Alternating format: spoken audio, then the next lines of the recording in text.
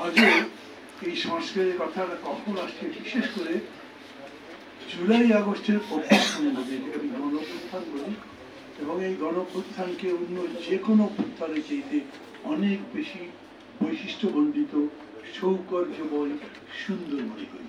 ও ব্যাখ্যা নিতে অল্প খুব বেশি কথা যাবো না।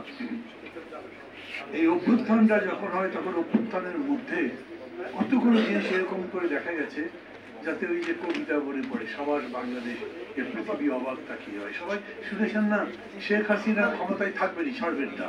আর্মির চিফকে ডেকে বলেন দেদার গুলি করতে থাকো, কত লোক পরে কেয়ার করি দেয়, আমি ক্ষমতায় থাকতে চাই। এয়ারফোর্সের চিফকে বলেছেন চালিয়ে দাও গুলি উপর থেকে, আমাকে ক্ষমতায় থাকতে হবে। দুইজনে বলেছেন ম্যাডাম গুলি যতই চালাই লাভ তো হয় না, একটা হয় আর চারটা দাঁড়িয়ে যায়। কি সোজা কথা। আপনি আপনাদের অতীত দেখেন, আমাদের দেশের ইতিহাস, তবে ভারতবর্ষের ইতিহাস দেখেন, একেবারে জেনে শুনে সামনে গুলি হচ্ছে কিন্তু কেউ পেছনে যাচ্ছে না, বলছে পেছনে মৃত্যু, সামনে বাংলাদেশ। এগুলো আপনারা টিভিতে দেখেছেন, অন্য জায়গায় দেখেছেন। এত বড় চেতনার দেশ আমি অন্তত আমার বুদ্ধি বয়সে, আমি লেখাপড়াও যা করেছি যতটুকু আন্দোলন সম্পর্কে, এইরকম চেতনা আমি দেখিনি কোথাও। এই চেতনাটা কোথায় আসে? একটা হচ্ছে সম্পূর্ণভাবে জীবনের প্রতি বিতৃষ্ট হয়ে গেছে, বিতশ্রদ্ধ হয়ে গেছে, এই জীবন চাই না।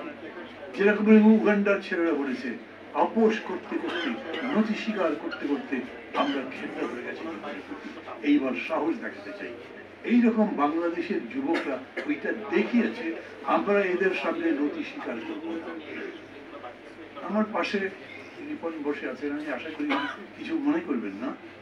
দেশের সবচেয়ে বড় দল বিএনপি, এখন তো বটেই, তখনও ছিল, এবং অসাধারণ জনপ্রিয় দল। কিন্তু এত বড় অভ্যুত্থান হলো যে অভ্যুত্থানে স্বৈরাচার ফ্যাসিবাদের পরিবর্তন হয়ে গেল, সেখানে বিএনপি কিন্তু নেতৃত্বে নেয়, তারা সাইড দেখেছে। মানুষ অপেক্ষা করেনি, মানুষ দেখেছে এতদিন ধরে বিএনপি বিরাট বিরাট সমাবেশ করেছে, কিন্তু চূড়ান্ত যে লড়াই সরকারের সঙ্গে সরাসরি চোখে চোখ রেখে কথা বলা, হয় তুমি নইলে আমি, তোমার জায়গা নেই দেশে, ওই কাজটাই এই ছাত্রদের আন্দোলন করেছিল, তাই তো তারা জিতেছে। সেই জন্যই বিজয়ের পতাকা তাদের কাছে আছে, এটাও কিন্তু কম কথা নয়।